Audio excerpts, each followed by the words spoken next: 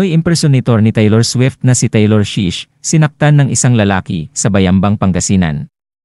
Aminado si Taylor Swift na traumatic ang kanyang naranasan nang saktan siya ng isang lalaki sa Bayambang, Pangasinan, kabilang siya sa mga naimbitahang mag-perform sa kanilang fiesta, kagabi Linggo, April 7. Sa isang larawan na kumalat ngayon sa social media, makikita si Taylor Swift na bumaba ng stage habang nagpi-perform, na biglang may isang kamay ng lalaki na tila kinarate siya sa may lalamunan, hindi na nahagip ng video ang naturang pangyayari. Sa isang tweet, sinabi ni Swift na nanginginig siya dahil sa ginawa sa kanya. "This is traumatic, literally I'm shaking." Tweet naman ng ilang nakasaksi. "Grabe yung nanakit kay Taylor Swift sa Bayambang, ang ayos-ayos na nagpe-perform eh. Nakakahiya ka kuya. Pinapapangit mo image ng mga Bayambanggenyo." Sa isang post ay nagpasalamat si Swift kay Mayor Nina Jose Quiambao sa pag-imbita sa kanya sa kanilang pagdiriwang sa kabila ng nangyari. "Despite of what happened last night, I just want to thanks for the warm welcome Bayambang. Thank you to Mayor Nina Jose Quiambao for inviting us, and to my fellow Swifties, thank you for coming. Happy Fiesta." Humingi naman ng tawad si Mayor Quiambao kay Taylor Swift, nangako rin ito na maibibigay sa kanya ang hustisya. At ayon sa kanya ay nahuli na ang gumawa nito at kasalukuyan nang nakapiit sa kulungan. Hello, everyone. Hello. Paparamihan ko lang yung viewers.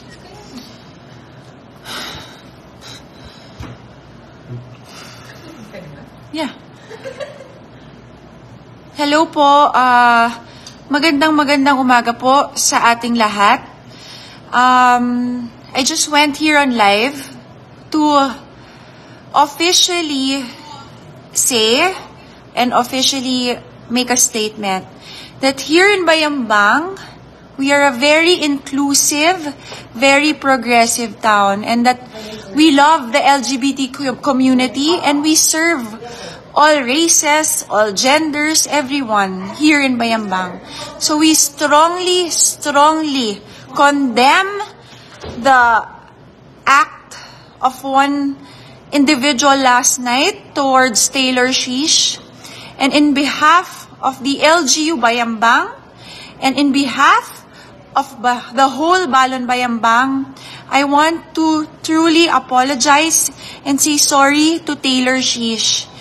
And to all those who have been offended, especially the LGBTQ community.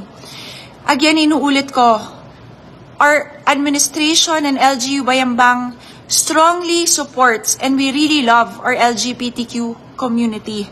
Kaya, I'm very upset and I will make sure, again, that justice will be served. We condemn the actions of this certain person with a name that starts with E, and we will make sure that justice will prevail. Right now, this individual is in prison, and there will be a case or cases will be filed against him, as far as I'm concerned, even by Taylor Swift.